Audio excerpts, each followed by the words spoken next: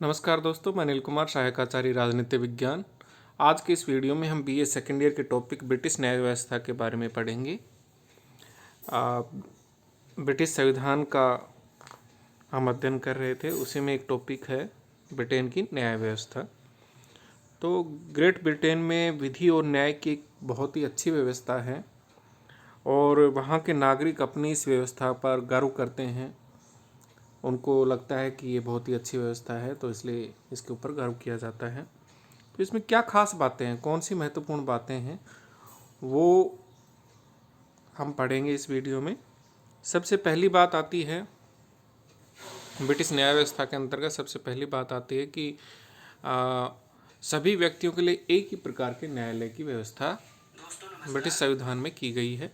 Number 2 है कानून असंहिताबद्ध है। नंबर 3 है दीवानी और फौजदारी कानून में अंतर किया गया है। नंबर 4 है न्यायपालिका की स्वतंत्रता और नंबर 5 है न्यायिक पुनरावलोकन का अभाव। नंबर 6 है जूरी प्रथा। नंबर 7 है निःशुल्क कानूनी सहायता और 8वां जो बिंदु है हमारा, वह है विकेंद्रित न्याय व्यवस्था। तो पहले बिंदु की हम विस्तृत विवेचना करते हैं कि विधि का शासन और सभी व्यक्तियों के लिए एक ही प्रकार के न्यायालय की जो बात है वो क्या है। ब्रिटिश विधि और न्याय व्यवस्था की प्रमुख जो विशेषता है वो यही है दोस्तों कि यहाँ विधि का शासन है। एवी डाइसी ने इसकी तारीफ की है और विधि के शासन की बात की है।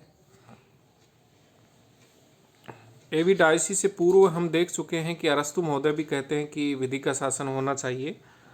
तो एक सबसे बड़ी बात यही है ब्रिटिश संविधान में कि यहाँ विधि का शासन है। नंबर 2 है कानून का असंहिताबद्ध रूप। ये क्या होता है, कानून वहाँ लिखा हुआ नहीं है। ब्रिटिश लोग हैं वो थोड़े रूढ़िवादी होते हैं, परंपराओं को ज़्यादा मानते हैं, तो परंपरा आधारित कानून ज़्यादा हैं वहाँ।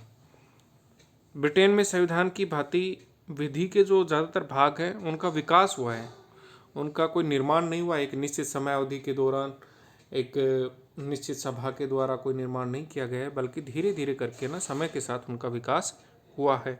इसलिए वहाँ के जो कानून हैं वो लिखे हुए नहीं है, संहिताबद्ध नहीं है, बल्कि कैसे हैं, असंहिताबद्ध हैं। इसी कारण ब्रिटिश कानून का अधिकांश भाग असंहिताबद्ध ही है। भारतीय अमेरिका की भांति संहिताबद्ध नहीं है।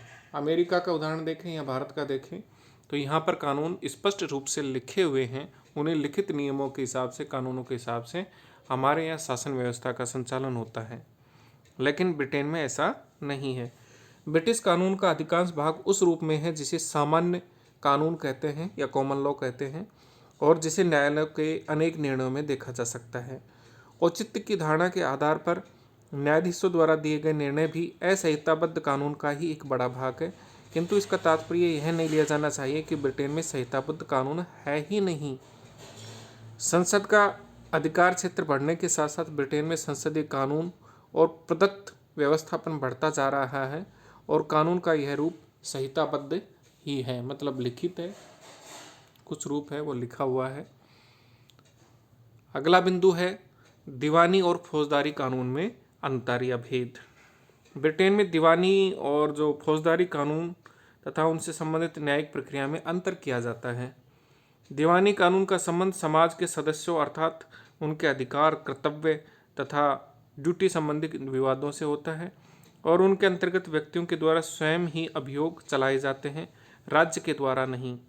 फौजदारी कानूनों का संबंध पूरे समाज अथवा राज्य के विरुद्ध किए गए अपराधों से होता है और उनके अंतर्गत अभियोग का संचालन राज्य की ओर से किया जाता है।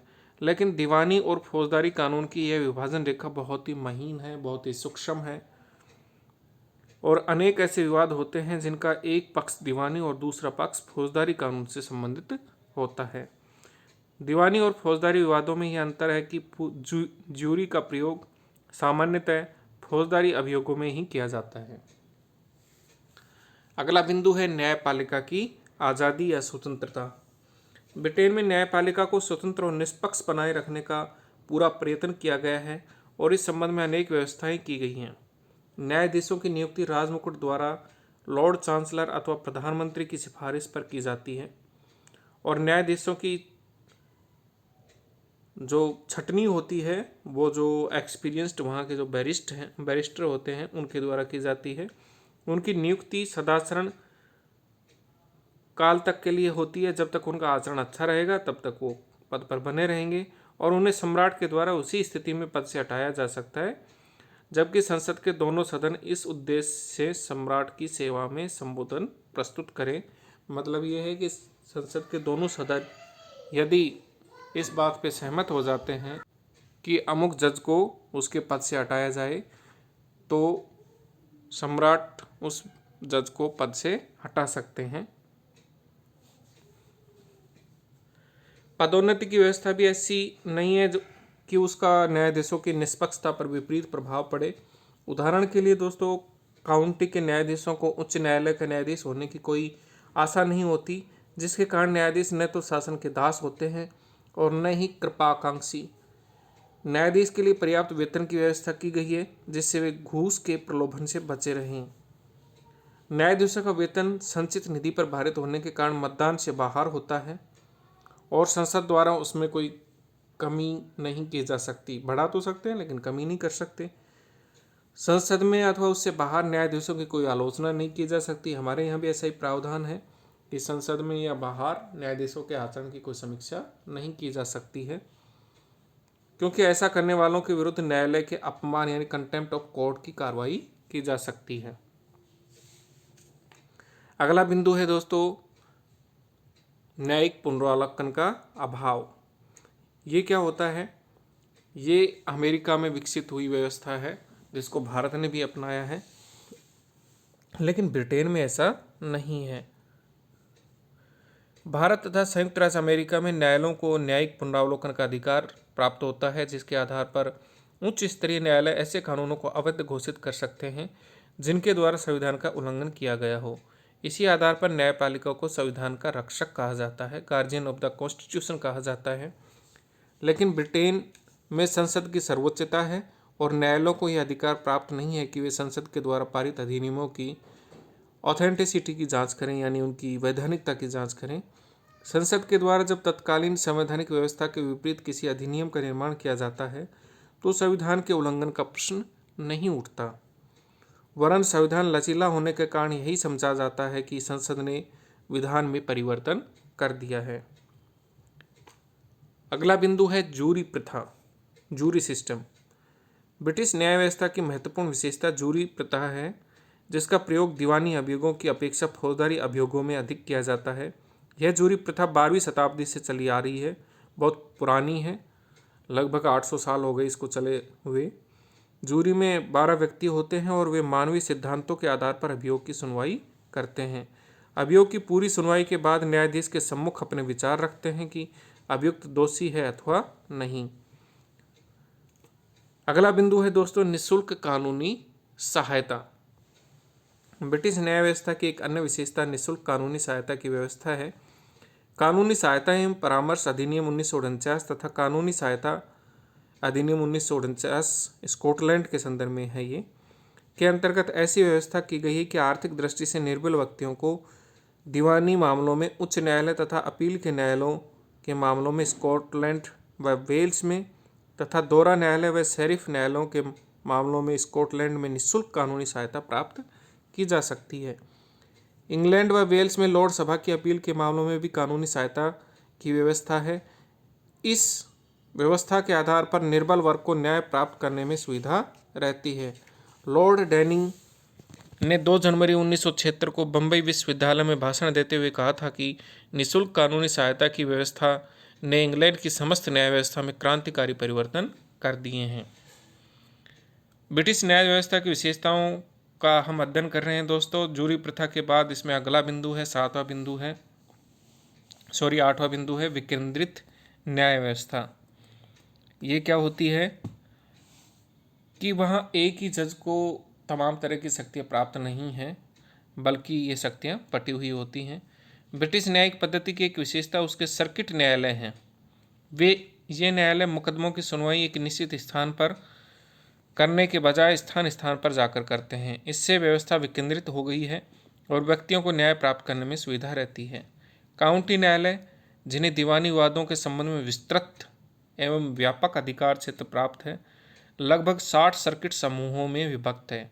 इसी प्रकार अनेक फौजदारी मुकदमों की सुनवाई असाइज कोर्ट्स द्वारा की जाती हैं और ऐसे न्यायालय वर्ष में 3-4 बार अपने क्षेत्र के विभिन्न नगरों में मुकदमे सुनते हैं, इसलिए इन्हें क्वार्टर सेशंस न्यायालय भी कहा जाता है। आगे आती है बात कि जो ब्रिटिश न्यायालय हैं उनका संगठन कैसा है। तो वहाँ भी दो तरह के न्यायालय हैं, दीवानी न्यायालय और फौजदारी न्यायालय। तो इनका संगठन क्या है, चलिए देखते हैं। सन 1873 के पूर्व ब्रिटिश न्यायालयों का संगठन बहुत ही बिखरा सा था, अस्त व्यस्त था। देश में विभिन्न प्रकार के न्यायालय थे, जिनमें दीवानी, फौजदारी, धार्मिक, उत्तराधिकारी तथा तलाक संबंधी मुख्य थे।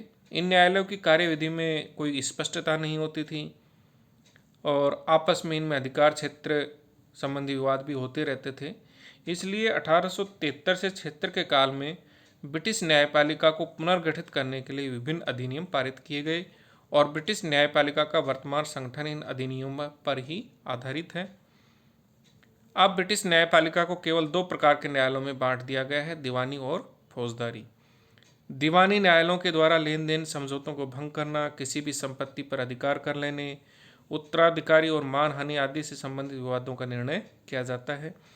फौजदारी न्यायालयों के द्वारा चोरी, डकैती, मारपीट, जालसाजी, हत्या आदि से संबंधित विवादों पर विचार किया जाता है। इसके अतिरिक्त विशेष मुकदमों के न्यायालयों की व्यवस्था भी ब्रिटिश न्यायिक व्यवस्था में की गई है। अभी दीवानी न्यायालय क्या होते हैं। दीवानी न्यायालयों में एक तो होता है काउंटी न्यायालय। दीवानी क्षेत्र में सबसे पहला स्तर जो होता है न्यायालय का, उसका कहते हैं काउंटी। काउंटी क्या होते हैं, अपने यहाँ जो ज़िले होते हैं और ज़िले में जो सेशन कोर्ट होते हैं, वैसे ही वहाँ पर ज़िले को एक तरीके से काउंटी कहा जाता है और वहाँ जो कोर्ट होता है, न्यायालय होता है, उसे दोस्तों क्या कहते हैं, काउंटी न्यायालय। ब्रिटेन में काउंटियाँ उसी प्रकार प्रादेशिक उप विभाग है जिस प्रकार भारत देश में जो ज़िले होते हैं वैसे ही। 200 पाउंड से कम धनराशि वाले विवादों की सुनवाई इन न्यायालयों में की जाती है। न्याय की दृष्टि से इंग्लैंड तथा वेल्स क्षेत्र को 500 विभागों में विभाजित किया गया है और इन 500 विभागों को 60 सर्किटों में बांटा गया है, जिनमें से प्रत्येक सर्किट में 8 या 9 काउंटी न्यायालय हैं। एक सर्किट का एक न्यायाधीश होता है जिसकी नियुक्ति लॉर्ड चांसलर द्वारा की जाती है। सर्किट न्यायाधीश को अपने सर्किट को प्रत्येक काउंटी में 6 मास में कम से कम एक बार अपना न्यायालय अवश्य ही लगाना होता है। प्रत्येक सर्किट न्यायालय में एक पेशकार होता है जो मुकदमों को रजिस्टर करता है। इस पेशकार को यह अधिकार होता है कि वह छोटे छोटे विवादों का आपस में समझौता करवा कर निर्णय करवा दे। सर्किट न्यायालय के निर्णय की अपील उच्च न्यायालय में या हाई कोर्ट में की जा सकती है। अब ये उच्च न्यायालय क्या होता है। काउंटी न्यायालय के ऊपर उच्च न्यायालय के विभिन्न विभाग हैं। उच्च न्यायालय में विवादों को सीधे प्रस्तुत किया जा सकता है जो काउंटी न्यायालय के क्षेत्राधिकार से बाहर है। इसके अतिरिक्त उच्च न्यायालय में काउंटी न्यायालय के निर्णय के विरुद्ध भी अपील की जा सकती है। उच्च न्यायालय के निर्णय के विरुद्ध अपील के न्यायालय में उसकी अनुमति से ही की जा सकती है। उच्च न्यायालय के 3 विभाग कर दिए गए हैं। सम्राट की न्याय मंडली, जैसा कि आप इस डायग्राम में देख सकते हैं, सम्राट की न्याय मंडली है। चांसलरी डिवीज़न है। प्रोबेट, तलाक तथा एडमिरल्टी डिवीज़न है। अब बात आती है दोस्तों दूसरी कि फौजदारी न्यायालय हैं वो क्या हैं। क्रिमिनल कोर्ट्स होते हैं, उनको फौजदारी न्यायालय कहते हैं। तो पेटी sessions court of summary jurisdiction, ये न्यायालय सबसे प्रथम स्तर के होते हैं और इनमें स्थानीय मजिस्ट्रेट, जिनको जस्टिस ऑफ पीस कहा जाता है, वो लोग इसमें न्याय करते हैं। न्यायालयों की संख्या 20,000 से ज़्यादा है और ये इंग्लैंड तथा वेल्स में सर्वत्र यानी सभी जगह विद्यमान है। सामान्यतः ये अवैतनिक कार्य करते हैं, किंतु लंदन और बड़े नगरों में ये वैतनिक भी होते हैं और इनकी नियुक्ति लॉर्ड चांसलर द्वारा ही की जाती है।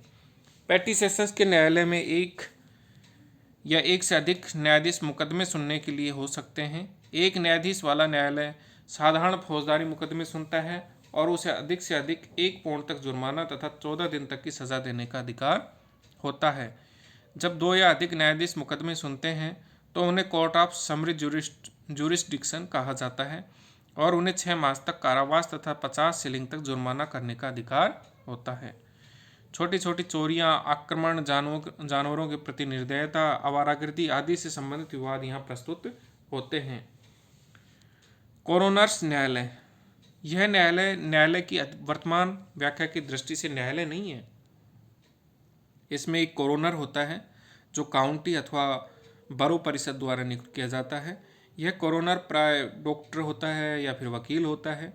वह जूरी की सहायता से अथवा उसके बिना भी कार्य करता है और इसका कार्य किसी व्यक्ति की रहस्यमय, आकस्मिक अथवा अप्राकृतिक मृत्यु के कारण का पता लगाना होता है। वह जीवन भर के लिए नियुक्त किया जाता है। वर्तमान समय में इंग्लैंड में कोरोनर्स न्यायालय के कार्य करने के तरीकों की बहुत अधिक आलोचना की जाती है और इसमें सुधार की मांग की जा रही है। अब बात आती है फौजदारी न्यायालय का जो संरचना है वो क्या है। तो इसमें क्वार्टर सेशंस होते हैं। क्वार्टर सेशंस के न्यायालयों में काउंटी के सभी जो जस्टिसेज ऑफ पीस मिलकर न्याय प्रदान करते हैं, किंतु इनमें सभी न्यायाधीशों का आना अनिवार्य नहीं है। केवल 2 के आने से ही कोरम पूरा हो जाता है। इसका सत्र वर्ष में 4 बार होता है और इसका क्षेत्राधिकार जो है वो गंभीर मामलों को सुनना, पैटी सेशंस की अपील सुनना, ये है। दूसरा है असाइसेज। ये असाइसेज क्या होते हैं? असाइसेज न्यायालय में उच्च न्यायालय के सम्राट की न्यायमंडली में 1 या 2 न्यायालय कार्य करते हैं। यह न्यायालय समय समय पर प्रत्येक काउंटी के प्रमुख नगर में लगता है। अभियुक्त के द्वारा अपने मुकदमे की सुनवाई के लिए जूरी की मांग की जा सकती है। यदि जूरी की राय में अभियुक्त दोष मुक्त है, निरपराध है, तो उसे मुक्त कर दिया जाता है, छोड़ दिया जाता है और दोषी पाए जाने पर न्यायाधीश उसे कानून के अनुसार दंडित करता है। इसका कार्य पैटी या क्वार्टर सेशंस के न्यायालय द्वारा भेजे गए भीषण अपराधों को सुनना तथा कुछ दीवानी मामलों जैसे बदचलन या किसी को बदनाम करने आदि से संबंधित विवादों की सुनवाई करना होता है। दोस्तों, इसके अलावा विशेष तरह के जो मुकदमे होते हैं उनके लिए अलग से न्यायालय की व्यवस्था की गई है और इसमें विशेष तरह के जो मुकदमे सुनने के लिए न्यायालय होते हैं वो होते हैं प्राइज कोर्ट्स, धार्मिक न्यायालय और उपनिवेशों तथा अधीन न्यायालयों का उच्चतम न्यायालय। ये 3 तरह के होते हैं। अभी अपील न्यायालय क्या होता है? इस न्यायालय में लॉर्ड चांसलर, प्रधान न्यायाधीश और उच्च न्यायालय की सम्राट की न्यायमंडली के कम से कम 3 न्यायाधीश होते हैं। इसमें निम्न न्यायालय के निर्णय के विरुद्ध अपील की जा सकती है। इसके निर्णय के विरुद्ध अपील कोई लॉर्ड सभा में की जा सकती है, किंतु ऐसा तभी किया जा सकता है जबकि अटॉर्नी जनरल इसके लिए अनुमति प्रदान कर दें। सामान्यतः लॉर्ड सभा में अपील के लिए अनुमति ऐसे ही विवादों में प्रदान की जाती है जिनसे कोई जटिल कानूनी समस्या पैदा हो गई हो। लॉर्ड सभा ये क्या होती है? लॉर्ड सभा दीवानी क्षेत्र के समान ही फौजदारी क्षेत्र में भी अपील का अंतिम न्यायालय है। प्रीवी परिषद की न्यायिक समिति। इसका ब्रिटिश न्यायालयों से विशेष संबंध नहीं है, परंतु यह ब्रिटिश साम्राज्य तथा राष्ट्रमंडल के अनेक देशों के लिए सर्वोच्च न्यायालय है। यह उन देशों के उच्चतम न्यायालयों के निर्णय के विरुद्ध अपीलें सुनता है। इसके अतिरिक्त अन्य भी जो विवाद हैं उनको भी सुना जा सकता है इसमें, जैसे कि ब्रिटेन के चर्च न्यायालयों के निर्णय के विरुद्ध अपील है या फिर आइसलैंड ऑफ द मैन और इंग्लिश चैनल के द्वीपों के न्यायालयों द्वारा जो निर्णय दिए जाते हैं उनके खिलाफ कोई अपील की गई है तो वो भी सुनी जा सकती है। प्राइज कोर्ट के निर्णय के विरुद्ध अपील है वो भी सुनी जा सकती है और इसमें भी सदस्य होते हैं लॉर्ड चांसलर, लॉर्ड सभा के विधि लॉर्ड और अन्य कानूनवेत्ता या विधिवेत्ता इसमें शामिल होते हैं।